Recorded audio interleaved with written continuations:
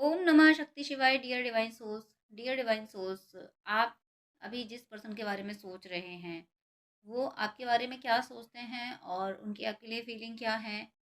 और अगर उन्होंने आपको चीट किया है, आपको उन्होंने दुख दिया है, दुख दर्द दिया है, तो अब उनकी लाइफ में क्या हो रहा है, क्या उनकी एनर्जी है, ये आप ज़रूर जानना चाहते होंगे। चलिए मैं एक्सप्लेन करती हूँ। आप जिसके बारे में सोच रहे हैं उनकी एनर्जी क्या है, क्या थॉट्स हैं उनके। तो यहाँ फर्स्ट कार्ड है 10 ऑफ सोर्ड्स और उसका क्लैरिफिकेशन है द वर्ल्ड। यानी आपसे दूर होके उन्हें उन्हें उन्होंने सपने में नहीं, मैं भी नहीं सोचा था कि आपसे दूर होके उन्हें कोई लॉस झेलना पड़ेगा, उन्हें कोई मुश्किल का सामना करना पड़ेगा। उन्हें बहुत आसान लगा था, उन्हें लगा था सब कुछ ठीक रहेगा। ऐसे बहुत लोगों के रिश्ते टूट जाते हैं तो क्या लोग दुनिया छोड़ देते हैं, कुछ ऐसी उनकी एनर्जी थी। लेकिन आपसे दूर होने के बाद उन्हें ये समझ आया कि उनकी ज़िंदगी पूरी तरीके से तबाह हो गई। आपकी ऑरा की वजह से वो प्रोटेक्टेड थे, आपके साथ की वजह से वो प्रोटेक्टेड थे।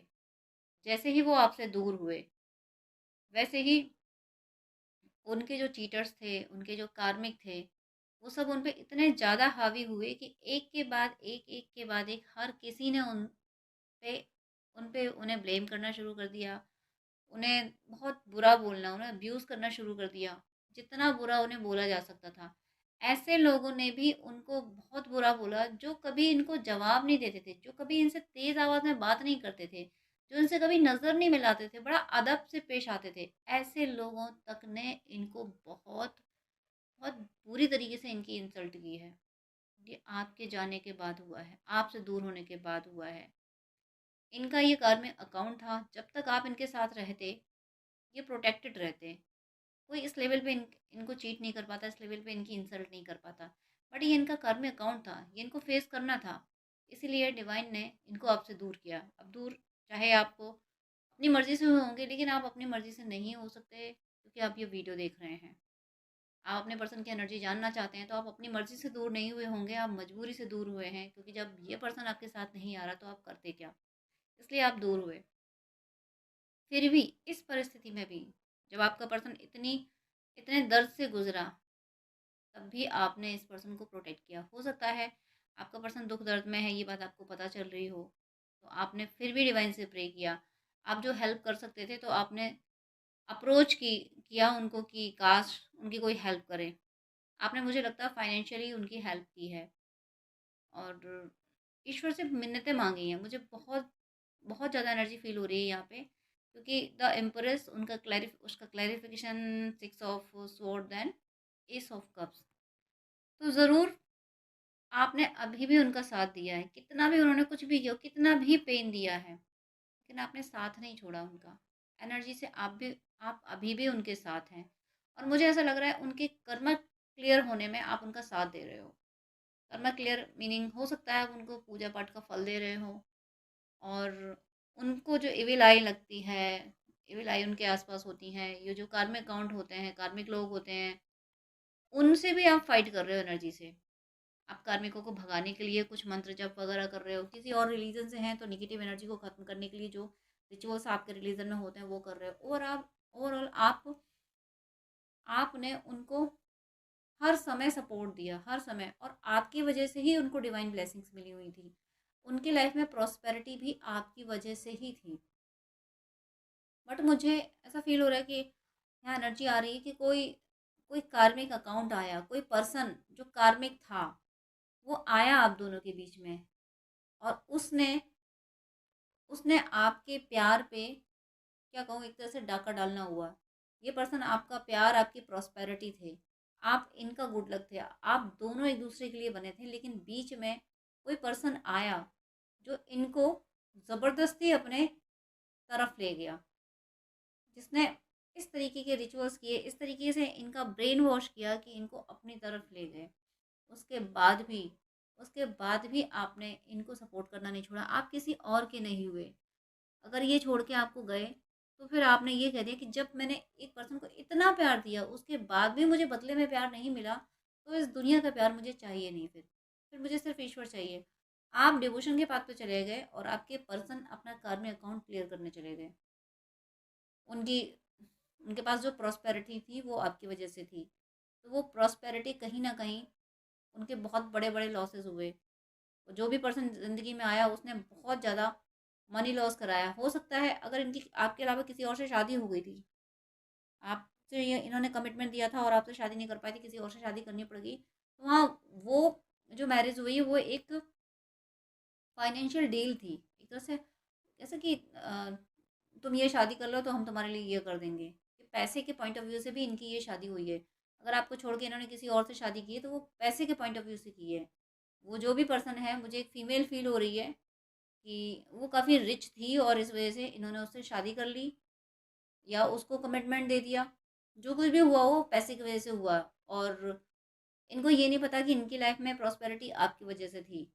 बट इन्होंने सोचा कि वो सामने वाला पर्सन ये सामने वाली बंदी ज़्यादा प्रॉस्पर है, ज़्यादा सुंदर दिखती है, तो क्यों ना इसकी तरफ जाया जाए।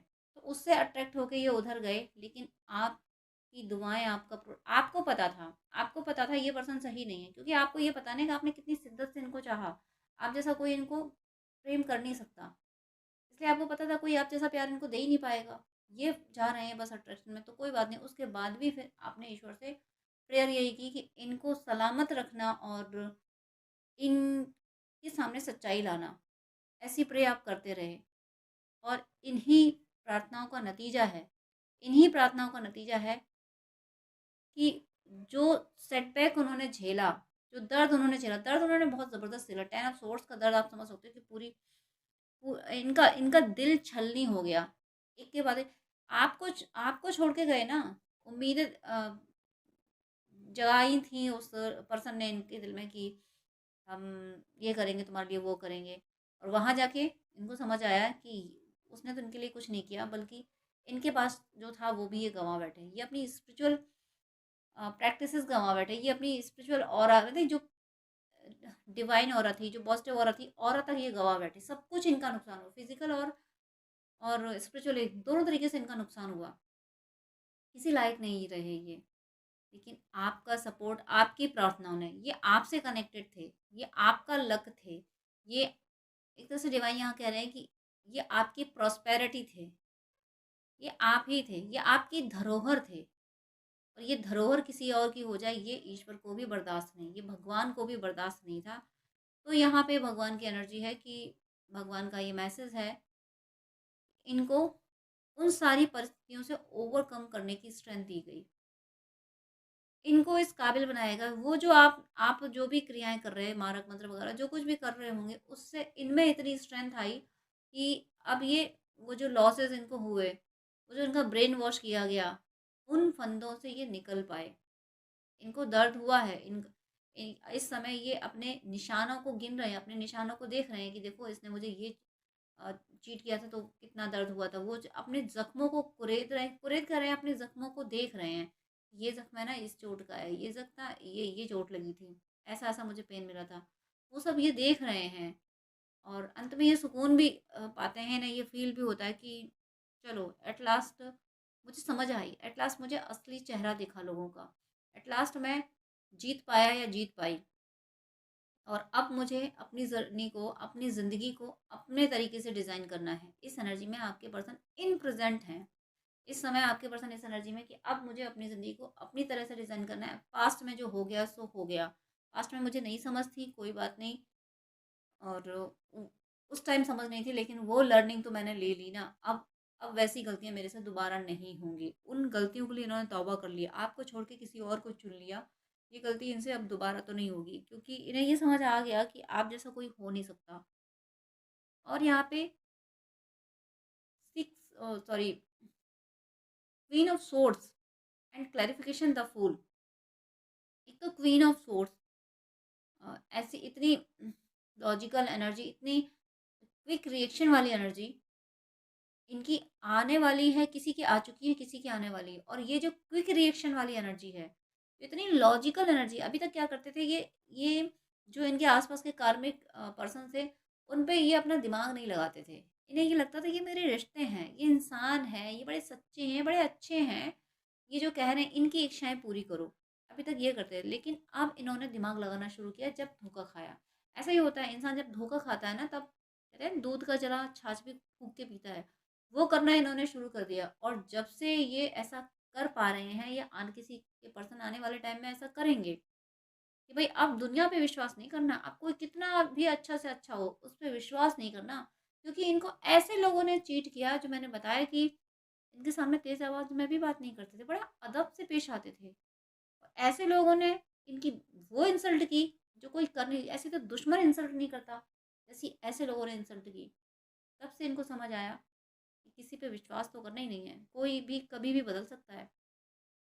इन्हें अब किसी पे विश्वास नहीं रहा, इसीलिए ये फ्री हो पाए।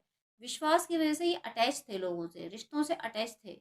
मैं रिश्तों को के अगेंस्ट बिल्कुल नहीं जाती, लेकिन ये हमेशा कहती हूँ कि सिर्फ एक रिश्ता परमात्मा है, बाकी तो सब ये इल्यूजन है, बाकी तो सब हम अपने कार्मिक अकाउंट के अकॉर्डिंग चल रहे हैं। लेकिन आत्मा का रिश्ता सिर्फ परमात्मा से है। बॉडी के रिश्ते चाहे जितने हों, जिस तरीके से लोग निभाएं, मैं रिश्तों के अगेंस्ट नहीं हूँ, लेकिन कंप्लीटली फेवर में हूँ आत्मा के, परमात्मा के रिश्ते से।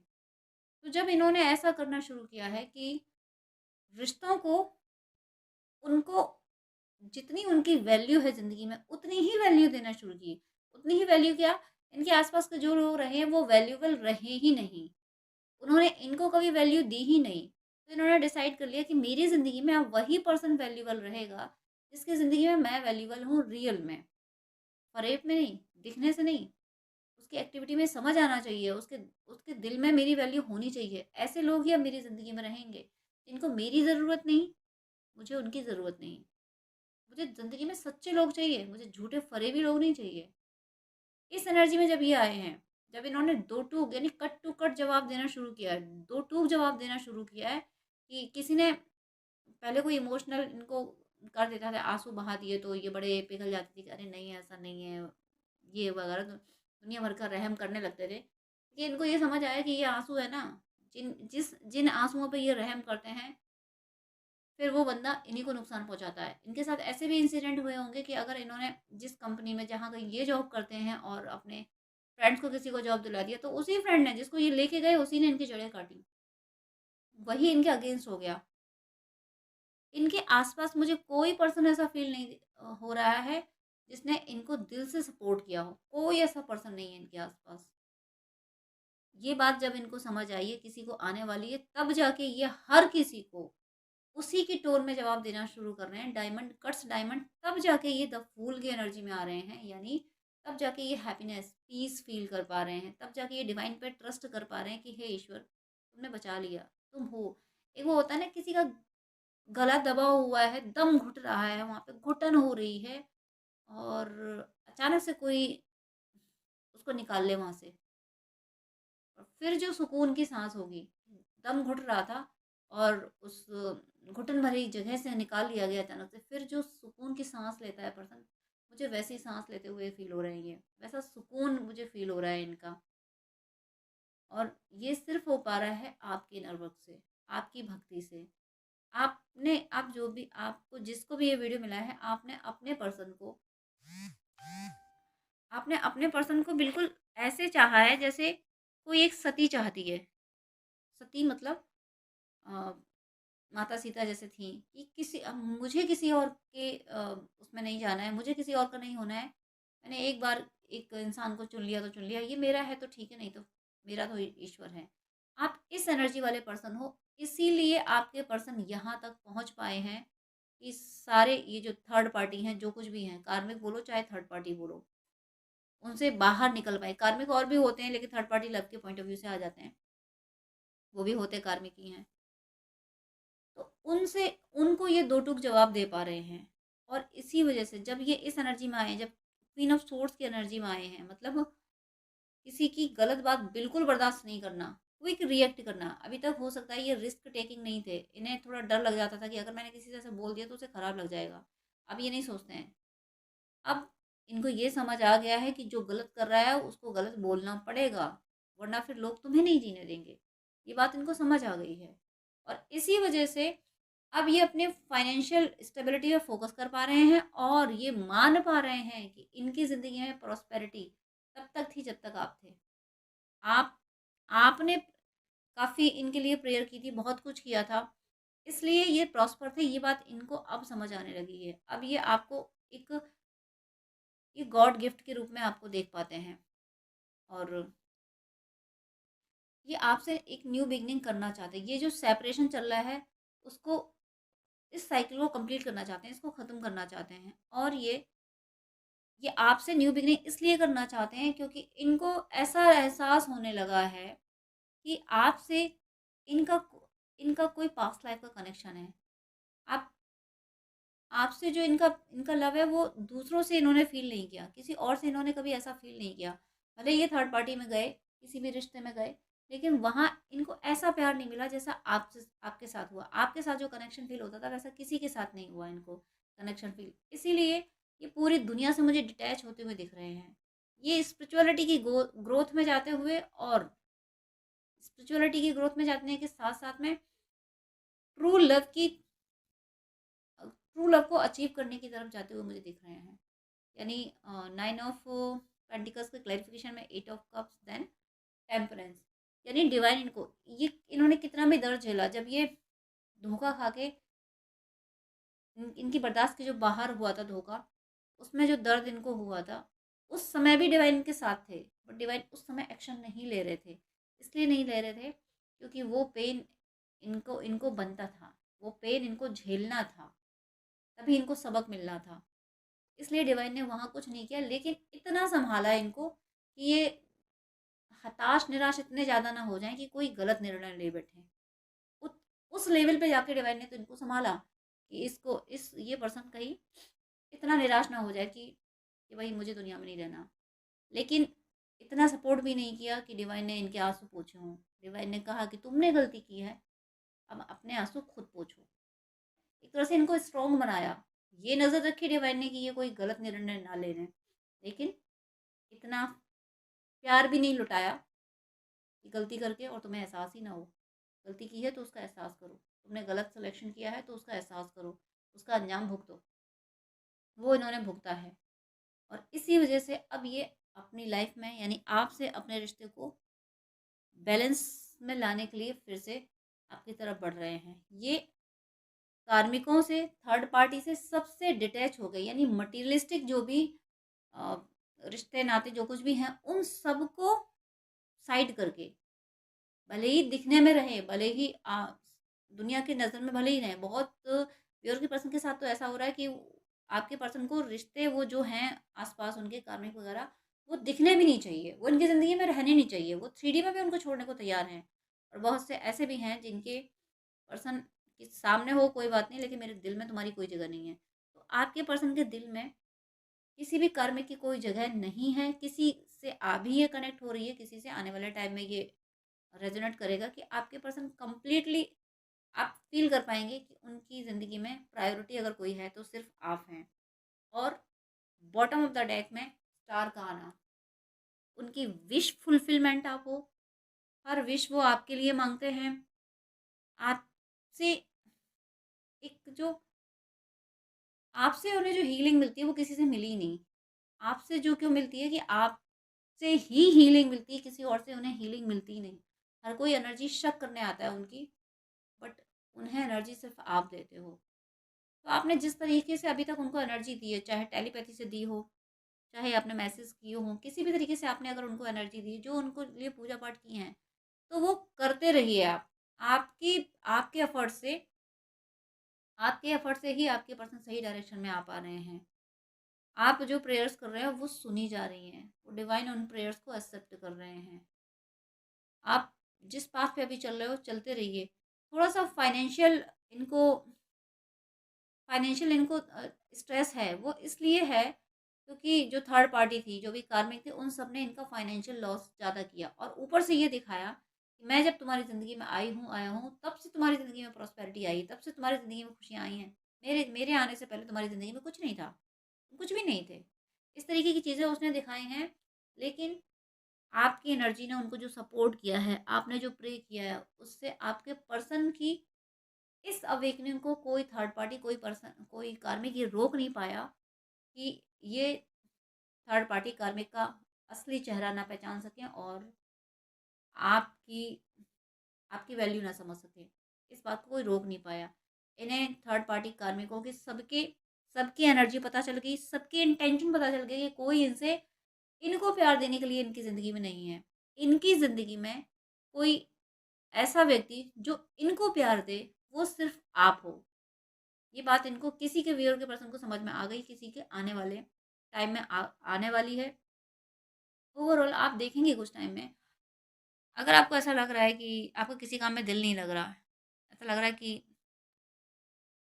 क्या करें, ये संसार मेरे काम का नहीं, मुझे एक सॉन्ग चैनल हो रहा है, ये दुनिया, ये महफ़िल मेरे काम की नहीं।